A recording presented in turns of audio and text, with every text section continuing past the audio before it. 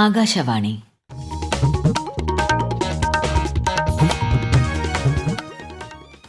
നമസ്കാരം. പ്രാദേശിക വാർത്തകൾ വായിക്കുന്നത് സീന ആന്റണി. പ്രധാന വാർത്തകൾ.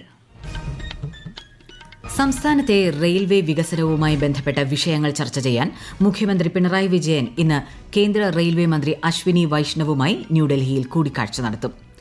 പോക്സോ കേസ് പ്രതിയെ സ്കൂൾ പ്രവേശനോത്സവത്തിൽ പങ്കെടുപ്പിച്ച സംഭവം അന്വേഷിച്ച് റിപ്പോർട്ട് നൽകാൻ തിരുവനന്തപുരം വിദ്യാഭ്യാസ ഉപഡയറക്ടർക്ക് നിർദ്ദേശം നൽകി മന്ത്രി വി ശിവൻകുട്ടി. നിലമ്പൂർ ഉപതെരഞ്ഞെടുപ്പിൽ സൂക്ഷ്മ പരിശോധന ആരംഭിച്ചു. പ്രചാരണം ഊർജിതമാക്കി മുന്നണികൾ. സംസ്ഥാനത്തെ എല്ലാ അങ്കണവാടികളിലും ഈ അധ്യയന വർഷം മുതൽ ആഴ്ചയിൽ 3 ദിവസം മുട്ടയും പാലും വിതരണം ചെയ്യാനുള്ള ശ്രമമാണ് നടത്തിവരുന്നതെന്ന് ആരോഗ്യമന്ത്രി വീണ ജോർജ്. ഈ വർഷത്തെ ഹജ്ജ് കർമ്മങ്ങൾക്ക് നാളെ തുടക്കമാകും. ഹജ്ജിന്റെ പ്രധാന ചടങ്ങായ അറഫ സംഗമം വ്യാഴാഴ്ച നടക്കും. IPL ക്രിക്കറ്റിൽ കന്നി കിരീടം ലക്ഷ്യമിട്ട് റോയൽ ചലഞ്ചേഴ്സ് ബംഗളൂരുവും പഞ്ചാബ് കിങ്സും ഇന്നിറങ്ങും. വാർത്തകൾ വിശദമായി. മുഖ്യമന്ത്രി പിണറായി വിജയൻ ഇന്ന് കേന്ദ്ര റെയിൽവേ മന്ത്രി അശ്വിനി വൈഷ്ണവുമായി ന്യൂഡൽഹിയിൽ കൂടിക്കാഴ്ച നടത്തും.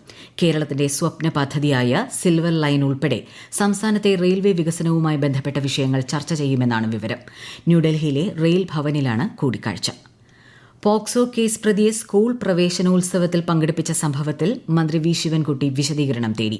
അടിയന്തരമായി സംഭവത്തെക്കുറിച്ച് അന്വേഷിച്ച് റിപ്പോർട്ട് നൽകാൻ തിരുവനന്തപുരം വിദ്യാഭ്യാസ ഉപഡയറക്ടർക്ക് നിർദ്ദേശം നൽകി. കോവളം പോലീസ് രജിസ്റ്റർ ചെയ്ത പോക്സോ കേസിൽ ആരോപണ വിധേയനായ മുകേഷ് എം നായരാണ് തിരുവനന്തപുരത്തെ സർക്കാർ സ്കൂളിൽ പ്രവേശനോത്സവത്തിൽ അതിഥിയായി എത്തിയത്. സംസ്ഥാനത്തെ എല്ലാ അങ്കണവാടികളിലും ഈ അധ്യയന വർഷം മുതൽ ആഴ്ചയിൽ 3 ദിവസം മുട്ടയും പാലും വിതരണം ചെയ്യുന്നതിനുള്ള ശ്രമമാണ് നടത്തിവരുന്നതെന്ന് ആരോഗ്യമന്ത്രി വീണ ജോർജ്. ധനവകുപ്പിന്റെ അനുവാദം കൂടി ലഭിക്കുന്ന മുറയ്ക്ക് പദ്ധതി യാഥാർത്ഥ്യമാകുമെന്നും മന്ത്രി പറഞ്ഞു. ഈ അധ്യയന വർഷത്തെ അങ്കണവാടി പ്രവേശനോത്സവത്തിന്റെ സംസ്ഥാനതല ഉദ്ഘാടനവും കുഞ്ഞൂസ് കാർഡ് വിതരണവും നിർവഹിച്ച് സംസാരിക്കുകയായിരുന്നു മന്ത്രി. കുട്ടികൾക്ക് പോഷകമൂല്യങ്ങൾ അടങ്ങിയ ഭക്ഷണം ഉറപ്പുവരുത്തുകയാണ് സർക്കാരിന്റെ ലക്ഷ്യമെന്നും മന്ത്രി പറഞ്ഞു. സംസ്ഥാനത്തെ ആദ്യ അതിദാരിദ്ര്യമുക്ത ജില്ല എന്ന നേട്ടം കൈവരിച്ച് കണ്ണൂർ. അർഹരായ 3973 പേർക്ക് ആവശ്യമായ സൂക്ഷ്മ പദ്ധതികൾ തയ്യാറാക്കിയാണ് ജില്ല നേട്ടം കൈവരിച്ചത്. നിലമ്പൂർ ഉപതെരഞ്ഞെടുപ്പിനുള്ള പ്രചാരണം ഊർജിതമായി പുരോഗമിക്കുന്നു. 19 പേരാണ് നാമനിർദ്ദേശ പത്രിക നൽകിയത്. സൂക്ഷ്മ പരിശോധന ആരംഭിച്ചു. മറ്റന്നാൾ വരെ പത്രിക പിൻവലിക്കാം. LDF സ്ഥാനാർത്ഥി M സ്വരാജ്, UDFന്റെ ആര്യാടൻ ഷൌക്കത്ത്, NDA സ്ഥാനാർത്ഥി മോഹൻ ജോർജ്, തൃണമൂൽ കോൺഗ്രസ് സ്ഥാനാർത്ഥി PV അൻവർ എന്നിവരാണ് മത്സരരംഗത്തെ പ്രമുഖർ. നിലമ്പൂരിൽ ഈ മാസം 19-നാണ് വോട്ടെടുപ്പ്. 23-ന് വോട്ടെണ്ണൽ നടക്കും. സംസ്ഥാനത്ത് ട്രോളിംഗ് നിരോധനം ഈ മാസം 9-ന് ആരംഭിക്കും. മോശം കാലാവസ്ഥയും കണ്ടെയ്നറുകൾ മുങ്ങിയതും മത്സ്യബന്ധന മേഖലയെ പ്രതികൂലമായി ബാധിച്ചു. മത്സ്യബന്ധനത്തിനുള്ള വിലക്ക് നീങ്ങിയതോടെ ഒരാഴ്ചയ്ക്ക് ശേഷം ഇന്നലെയാണ് മത്സ്യത്തൊഴിലാളികൾ കടലിൽ പോയത്. വിശദാംശങ്ങളുമായി ആകാശവാണി കൊല്ലം ജില്ലാ പ്രതിനിധി നീരജ് ലാൽ.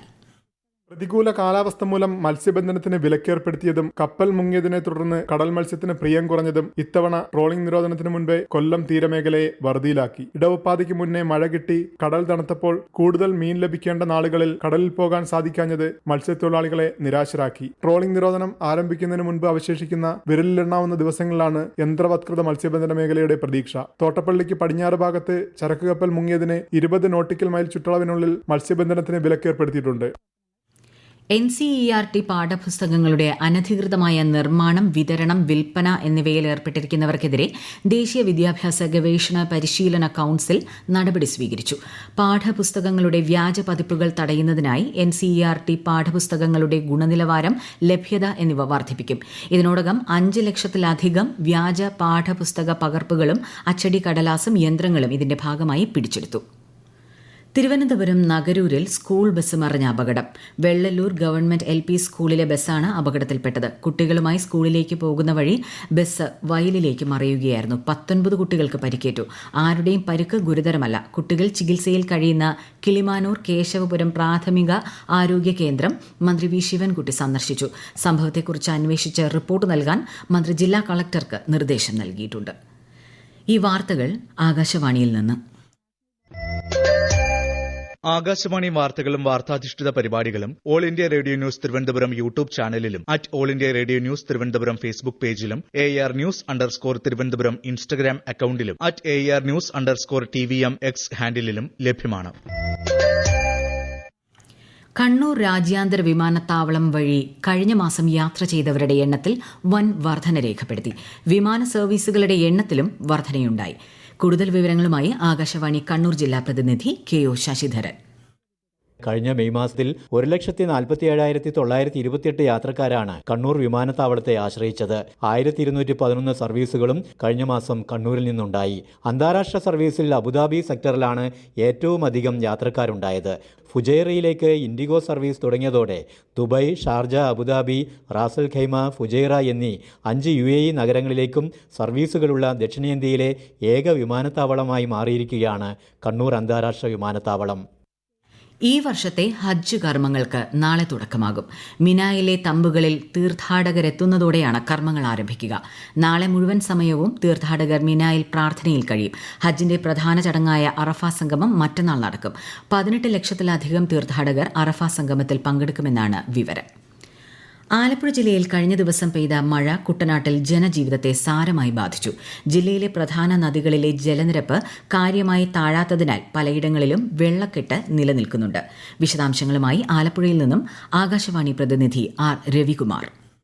കുട്ടനാട്ടിൽ ഇപ്പോഴും സ്ഥിതി സാധാരണ നിലയിലായിട്ടില്ല. 575 ഭക്ഷണ വിതരണ കേന്ദ്രങ്ങൾ ഇവിടെ പ്രവർത്തിക്കുന്നുണ്ട്. 1 ലക്ഷത്തോളം പേരാണ് ഭക്ഷണ വിതരണ കേന്ദ്രത്തെ ആശ്രയിക്കുന്നത്. പമ്പ, അച്ചൻകോവിൽ, മണിമല എന്നീ നദികളിലെ ജലനിരപ്പ് കാര്യമായി താഴാത്തതാണ് വെള്ളക്കെട്ടിനുള്ള പ്രധാന കാരണം. പുളിങ്കുന്ന്, കൈനകരി, രാമങ്കരി, ചമ്പക്കുളം, മങ്കമ്പ് തുടങ്ങിയ സ്ഥലങ്ങളിൽ ആയിരക്കണക്കിന് വീടുകളിലാണ് വെള്ളം കയറിയിട്ടുള്ളത്. ഈ പ്രദേശത്തെ സർക്കാർ ഓഫീസുകളും മാവേലി സ്റ്റോറുകളും റേഷൻ കടകളും എല്ലാം വെള്ളത്തിലാണ്. സ്കൂളുകൾ വെള്ളത്തിലായതിനാലാണ് കുട്ടനാട് താലൂക്കിൽ ഇന്നും അവധി നൽകിയത്.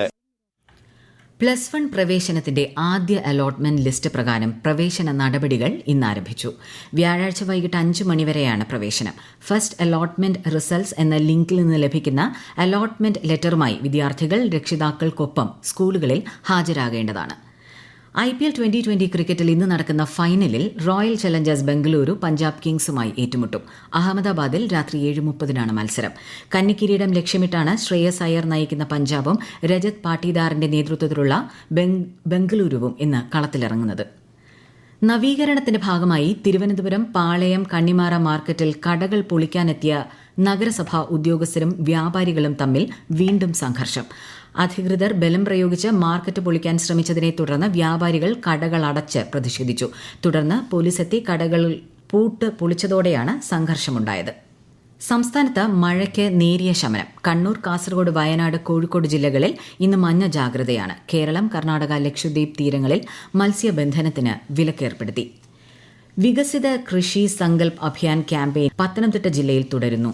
ഇന്ന് മല്ലപ്പള്ളി ബ്ലോക്ക് പഞ്ചായത്തിന്റെ പരിധിയിൽ വരുന്ന ഗ്രാമപഞ്ചായത്തുകളിലാണ് പരിപാടി. കോഴിക്കോട് ജില്ലയിൽ ICAR-ഉം കൃഷി വിജ്ഞാന കേന്ദ്രവും സംയുക്തമായി സംഘടിപ്പിക്കുന്ന വികസിത് കൃഷി സങ്കൽപ് അഭിയാൻ ക്യാമ്പയിനിന്റെ വാഹനം ഇന്ന് കുന്നമംഗലം, പെരുവയൽ, മാവൂർ പഞ്ചായത്തുകളിൽ പര്യടനം നടത്തും.